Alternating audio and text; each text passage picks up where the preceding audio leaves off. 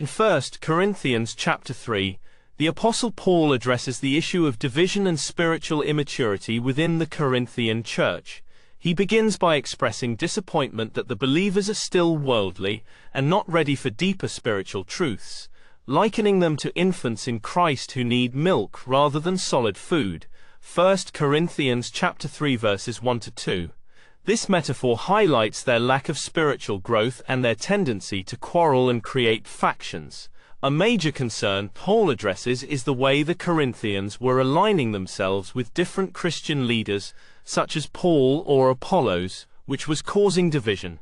Paul reminds them that he and Apollos are merely servants through whom they came to believe. He explains that while he planted the seed and Apollos watered it, it is ultimately God who causes the growth. Verse 6.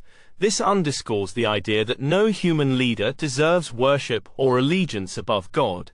Paul then uses the metaphor of a building to describe the church, calling himself a wise master builder who laid the foundation, which is Jesus Christ. Others may build on that foundation, but they must do so carefully because the quality of each person's work will be tested by fire. Verses 10 to 15.